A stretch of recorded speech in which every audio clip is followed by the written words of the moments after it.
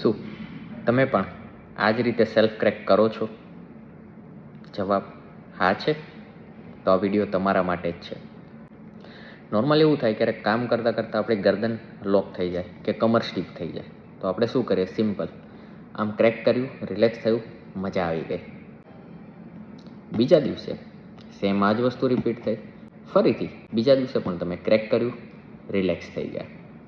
પણ ધીમે ધીમે આ સાયકલ છે ને બગડતી જાય. પછી દિવસમાં 2-4 વખત ક્રેક કરવું પડે. એમ કરતાં કરતાં એવી કન્ડિશન આવે કે હવે દર કલાકે ક્રેક કરવું પડે છે. તમારામાં પણ આ ક્રેકિંગની આદત આ રીતે જ બની હતી ને? તો પહેલો ક્વેશ્ચન, સેલ્ફ ક્રેકિંગ કે જાતે પોતાની ગરદન કે કમરને ક્રેકિંગ એટલે કે કડાકા બોલાવવા જોઈએ. શું કહેશો? આન્સર શું હોવો જોઈએ? તો આન્સર છે ના. સેલ્ફ ક્રેક કરવાથી તમારી ગરદનના આસપાસના સ્નાયુઓ, લિગામેન્ટ અને સાંધા વીક પડે છે, જેના લીધે બીજે ઘણા બધા પ્રોબ્લેમ આવે છે. અને ઘણા લોકોમાં તો ગરદનનું ખોટી રીતે ક્રેક કરવાથી પેરાલિસિસ થવા સુધીના પણ રિસ્ક રહેતા હોય છે. તો શું કરવું જોઈએ?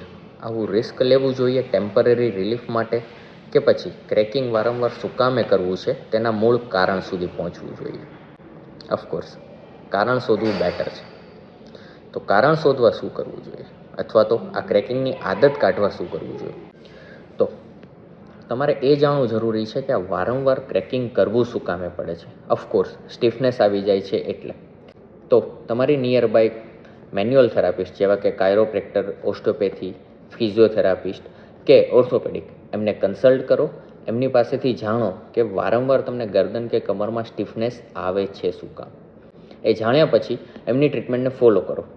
જરૂર પડે તો એ લોકોએ જે રેકમેન્ડ કરેલા છે બરફનો શેક, ગરમ શેક, એક્સરસાઇઝ, સ્ટ્રેન્થનિંગ એક્સરસાઇઝ, એ બધી વસ્તુઓ ફોલો કરો. સપ્લિમેન્ટ્સ રેગ્યુલર લો.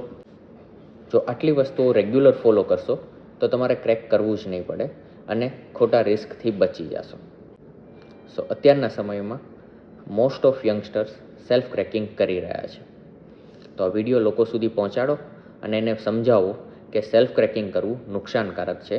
તો એ છોડીને રેગ્યુલર એક્સરસાઇઝીસ પર ફોકસ કરે અને હેલ્ધી રહે.